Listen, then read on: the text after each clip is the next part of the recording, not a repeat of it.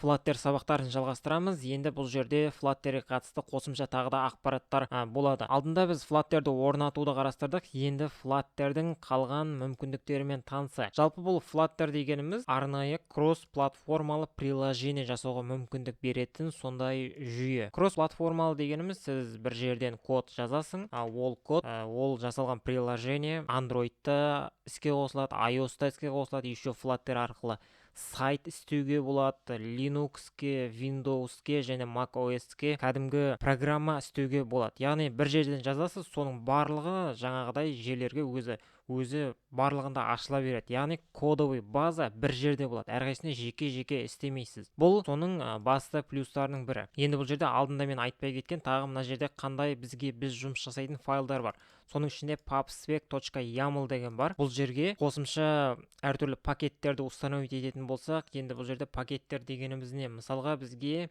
телефон номерді жазатын арнайы поле бар приложениеде. Сол телефон номерді дұрыс жазды ма, немесе бір адамдар болады, неше де хренді жазып қояды. Сондай жазбас үшін біз оған валидация істеуіміз керек. Сондай бір пакет қосуымыз мүмкін. Оны осы жерге қосады. Бұл жерден бірінші біз қажет емес дүниелердің барлығын кетірейік. Біз мына комментарийлерді кетіріп тастайық.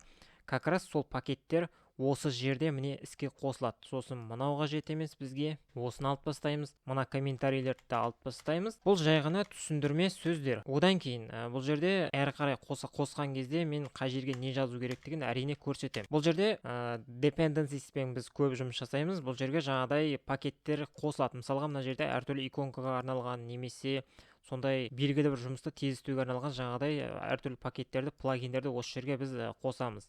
Dev dependencies дегенде сондай. Бұның айырмашылығы тек қана біз приложение жасау барысында ғана қолданатын мына жерге пакеттерді қосамыз. Мысалға осындай тестілеуге арналған барлық кодтар осы lib дегеннің ішінде жазылады. Бұл library шамасы қысқартылған түрі.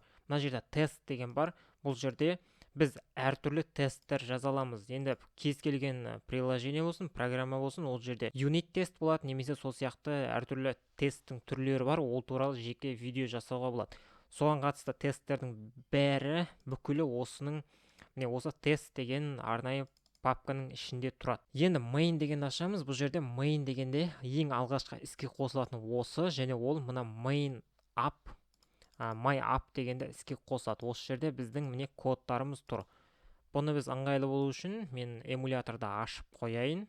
Эмулятор міне дәл осылай ашылады. Енді бұл жерде мынадай проблема болуы мүмкін. Сіз мынаны ашасыз, мынаны бүйтіп басқан кезде мынау жоғалып кетеді. Ол жоғалып кетпес үшін мына үшеуін басасыз. Одан кейін астында settings деген бар. Сол жерде эмулятор always on top деген бар. Бұл енді өте керемет совет.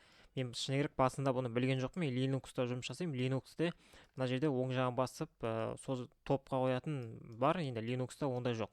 macOS-те білмедім. Осылай ашып қоямыз. Енді ол ешқайда кетпейді. Мына жерде біз мысалға бірдеңені өзгертеміз. Соны өзгерткен жағдайда мына жақтан бірден результатын көруге болады. Біз мынаны жауып тастайық. Және өзгерістер енгізгеннен кейін мына жерде осындай сообщение шығады. Сол жерде pub-get дегенді басамыз, яғни мына пакеттерді қосқан жағдайда соны скачать ету үшін. Біз ештеңені қосқан жоқпыз, жай ғана өзгеріс енгізілгендіктен солай сұрап тұр. Енді біз осы программаны іске қосайық. Мына жерде міне программа іске қосылды. Енді біз мына жерден бірдеңені өзгертіп, мысалға айталық, мына сөзді өзгертетін болсақ, page дегенді мен алып тастайын. Ctrl+S-ті басатын болсақ, ол сақтайды. Сақтаған кезде результатын мына жерден біз көре аламыз. Бұл hot reload деп аталады. Яғни біз сақтаған кезде результатын көруге болады. Бірден мына экранға шығарады. Егер мына USB арқылы телефонға жалғайтын болсаңыз, телефонда да дәл солай шығады. Немесе мысалға мына жерде осылай қосқан кезде міне түсті бірден өзгертеді, бірден результатын көре аламыз. Енді бұл жерде мына приложение бізге қажет емес элементтің барлығын кетірейік. Мына жерде бізге жаңадан бастаушыларға мынау точно қажет емес. Одан кейін мынау қажет емес, тайтлда қажет емес. Бұны сіз басында түсінбейсіз әрине, бірақ біраз жұмыс жасап кеткеннен кейін бұның барлығы не үшін қажет? Бұл не үшін stateless дегенне, stateful дегенне, соның барлығын түсінетін боласыз. Әрі қарай дәл осылай міне кетіріп тастайық. Біз өзімізге қажетін ғана қалдырайық. Мен өзіме қажеттерін ғана қалдырдым. Сондай кезде бізде міне осы қалады. Бірінші мына main деген айтып кеткенімдей басты бірінші осы іске қосылады. Ол осы программаны міне іске қосылады. Бұл жерде арнайы виджет бар, ол мына жерде міне іске қосылады. Яғни мына жерде міне осы виджетті іске қосылады. Бізге қажет элементтердің барлығы міне осы жерде тұр. Ап бар дегеніміз мынау міне көк болып тұрған. Одан кейін body дегеніміз мына ақ аймақтың барлығы. Бұл body деп аталады. Бұл жерге біз қажет элементтің барлығын жазамыз. Егер Flutterмен жұмыс жасайтын болсаңыз, Flutterде виджет деген сөзді сіз дофига рет естисіз, ол өте көп қолданылады. Виджет дегеніміз не?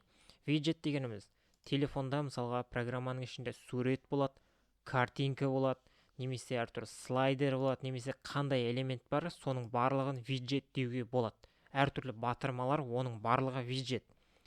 Мысалға қараңыз, мына жерде title деп тұр. Titleда бұл жерге біз не қоя аламыз? Бұл жерде текст болуы тиіс. Ол үшін мына жерден текст деген виджетті ашамыз. Мысалға up деп қояйық. Сондай жағдайда міне текст шығады және up деп тұр. Енді мына жерге де текст шығару үшін мына body дегенге мен жаңағыдай текст деген виджетті мысалға қосам. Басты бет. Сондай жағдайда міне басты бет деп шығады. Енді мынау слишком қатты шетте тұр. Бұны мысалға қалай ортаға қоюға болады? Немесе мына жерге қою, мына жерге бұның барлығын арнайы виджеттер арқылы іске қосуға болады. Бұның артықшылығы сол. Енді сізге мысалға мына ап бар қажет емес болса, мына ап бардың өзі виджет, мынауда жеке виджет. Мынау қажет емес болса, ап бар, бұны аласыз, былай алып тастайсыз. Және сол кезде жай ғана міне мынаның өзі қалады. Мына жерде міне басты бет деген текст шығып тұр, просто жоғарыға қарай кетіп қалды. Қазір бізге ыңғайлы болу үшін осылай қояйық. Және енді қосымша текстке мына жерде жеке виджеттердің өзінің параметрлері болады. Мысалға текст болған жағдайда оның көлемі қандай, түсі қандай, немесе сол сияқты өзіңізге қажет. Яғни стилі қандай. Стиль деп жазамыз. Ал енді стильдің өзінің жеке виджеті бар. Мына жерде мысалға текст, жеке параметрлер міне осылай жазамыз. Текст, стайл, мысалға фонт, size, егер CSS-мен жұмыс жасаған болсаңыз, бұның барлығы өте түсінікті. Және осылай деп жазамыз. Сол кезде мына жерде көлемі соған сай өзгереді. 18-ге 0 мысалға, немесе 28 деп қоямыз. Сол кезде мына жерде көлемі 28-ге өзгереді. Яғни одан кейін бұның түсінде өзгертуге болады. Мысалға color. Одан кейін color'ды қалай жазамыз? Colors деген үлкен әріппен басамыз, S деп жазамыз, одан кейін точка, мысалға red. Red деген қызыл деген түс. Міне сондай жағдайда осылай өзгереді. Енді бұған біз виджеттермен толық жұмыс жасаймыз. Бүгін жай ғана кіріспе болғандықтан міне осылай кетті. Осылай қажет емес элементтерді аламыз, және мына my app дегенде кішкене ыңғайсыз. Приложение не туралы, соны қойсаңыз болады. Мысалға dating app деген сияқты. Немесе приложениеңіздің аты қандай, сондай.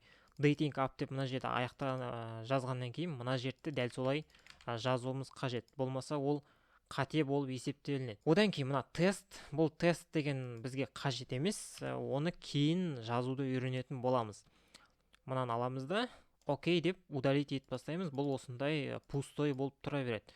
Яғни әрі қарай міне осындай виджеттерді қосып көрсеңіз болады. Енді мына мысалға сізге текст қажет емес, сонда жағдайда сурет қажет болатын болса, онда жай ғана мына жерге мысалға image деген арнайы не бар жаңадай? Image деген арнайы виджет бар. Соны көрсеңіз болады. Image точка мысалға компьютердің өзінен жүктеу, немесе интернеттегі бір картинканы жүктеу деген сияқты. Сол кезде мына жерге сол картинканың мекен-жайын қоятын болсаңыз, ол дәл осы жерге жүктеледі.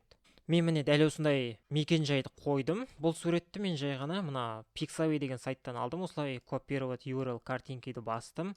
Және одан кейін мен мына жерге сол мекен-жайды қойдым. Сондай жағдайда міне картинканы дәл осы жерге жүктеп тұр. Дәл осылай виджеттермен біз жұмыс жасаймыз.